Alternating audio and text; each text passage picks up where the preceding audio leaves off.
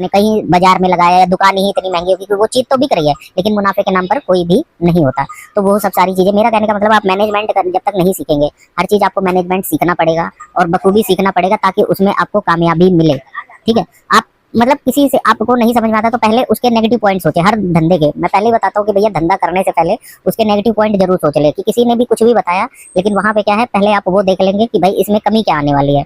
ठीक है, जैसे किसी ने बताया कि भाई आप एक परचून की दुकान खोल लीजिए, गांव में है तो परचून की दुकान खोल लीजिए। ठीक है, लेकिन आपने देखा होगा कि परचून की दुकान खोलने वाले या तो आपकी बहुत ही बड़ी दुकान हो, बल्क में पैसा हो, मतलब एकदम सब सामान ठोक के भरा हो, मतलब 5 से 10 लाख रुपए आपने लगाए हो तो ही आपकी दुकान कामयाब हो सकती है। और यदि आपकी दुकान 10-20 हजार रुपए आपने लगाए और वहां सोचे कि भाई परचून की दुकान से हम एक अच्छी आमदनी कर लें या महीने का एक ऐसा अमाउंट कमा ले कि एक मतलब सैलरी टाइप जैसे 10,000 20,000 कमा ले, तो ऐसा नहीं हो सकता। ठीक है, अब मैं आपको कारण बताता हूँ, आपको भी ऐसे ही सेम सोचना है जैसे कि मैं बताऊंगा। अब उसमें क्या है, परचून की दुकान में आपने देखा होगा कि भाई जैसे कोई चीज है 10 रुपए की चीज है तो उसपे ज्यादा ज्यादा दुकानदार जो होता है वो 1 रुपया या 50 पैसे ही कमा पाता है, इससे ज्यादा नहीं कमा पाएगा जो परचून में आइटम है। ठीक है, परचून में जैसे मान लो चीनी 40 रुपए किलो आ रही है, 38 रुपए किलो आ रही है, तो वो ज्यादा ज्यादा उसको 42 रुपए 43 रुपए ही बेच पाएगा, मतलब 2 रुपए ही ले पाता है। 40 रुपए की चीज पर मान लो 2 रुपए उसको बचे तो उसको क्या ही प्रॉफिट होगा। मान के चलिए इसमें जो प्रॉफिट होता है वो 10 से 8% का होता है और उसमें भी क्या नुकसान होता है, अब नुकसान भी सोच लीजिए। प्रॉफिट तो मैंने बता दिया कि मान लो आपकी दुकानदारी 10 से मान के चलिए 2-2.5 हजार रुपए की हो जाती है पर डे,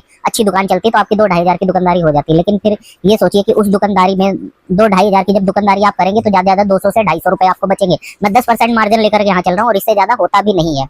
आप खुद पूछ लीजिए, जो कई शहरों में दुकानें होती हैं, गांव में भी दुकानें होती है, जो दूध की थैली होती है मान लो 30-35 रुपए की आती है इस समय, तो उसमें भी ज्यादा ज्यादा दुकानदार को 1 रुपया या 1.5 रुपया इससे ज्यादा नहीं बचता किसी भी दुकानदार को, लेकिन वो सेल करते हैं। बस ये है कि उसमें ये है कि बड़ा पैसा आता है जब आप बल्क दुकानदारी कर रहे हैं, जैसे आपकी दुकानदारी 10 से 20 हजार रुपए की है पर डे, तो वहां पे आप पैसा कमा लेंगे। अगर आप सोच रहे हैं कि 10-12 हजार रुपए लगा करके परचून की दुकान में पैसा कमाए तो आप नहीं कमा पाएंगे।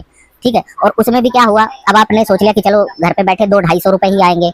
ठीक है दोस्तों, वो भी पैसे नहीं आएंगे। मैं यही चीजें बताता हूँ, हर चीज में यही चीजें बताता हूँ कि भाई आप पहले उस चीज को मैनेजमेंट कीजिए और तभी कीजिए। अब ये कहेंगे कि भाई 200-250 रुपए तो आ रहे हैं, आप क्यों मना कर रहे हैं कि नहीं आएंगे। देखिए उसमें प्रॉब्लम क्या है, उसमें प्रॉब्लम ये है कि जब आप 200-250 की दुकानदारी मतलब 200-250 रुपए आपके बचत के आएंगे तो उसमें से कुछ पैसा आप सामान जो है, कुछ पैसे का सामान आप उधार भी देंगे।